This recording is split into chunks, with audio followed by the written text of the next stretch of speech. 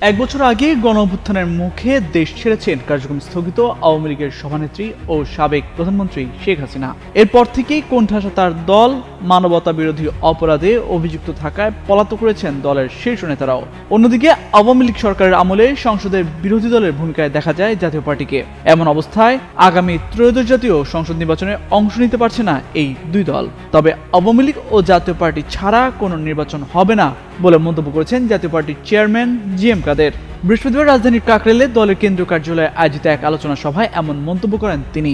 জানান, আওয়ামী লীগ ও জাতীয় পার্টিকে বাদ দেওয়া হয়েছে, মাত্র ৩% লোক নিয়ে অন্তর্বর্তী সরকার নির্বাচন করতে চাচ্ছে। স্কিন শুষ্ক রুক্ষ হয়ে যাবে বলে কি বাইরে যাবে না? জাস্ট 1 2 3 4 করো, স্কিনটাকে রিভাইভ করো। এই অবস্থায় নির্বাচন করতে গেলে তা কোনো নির্বাচনই হবে না বলে মনে করেন তিনি।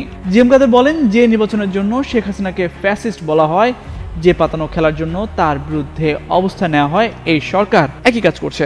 নির্বাচনে ফলের দিক থেকে তৃতীয় দল জাতীয় পার্টি আর চতুর্থ দল জামায়াত ইসলামী। মানুষের মধ্যে প্রচার করা হচ্ছে, বিশেষ করে জামায়াত প্রচার করছে আওয়ামী লীগের এপিঠ ওপিঠ হলো বিএনপি। মানুষের প্রশ্ন হলো, তৃতীয় দল হিসেবে জাতীয় পার্টিকে বেছে নেওয়া যায় কিনা। সেখানে জামায়াতের কথা হলো তৃতীয় দল তারা, কিন্তু জাতীয় পার্টি থাকলে তো তারা তৃতীয় দল হতে পারবে না। তাই তারা জাতীয় পার্টিকে বাদ দিতে চায় বলেও মন্তব্য করেন জাপা চেয়ারম্যান।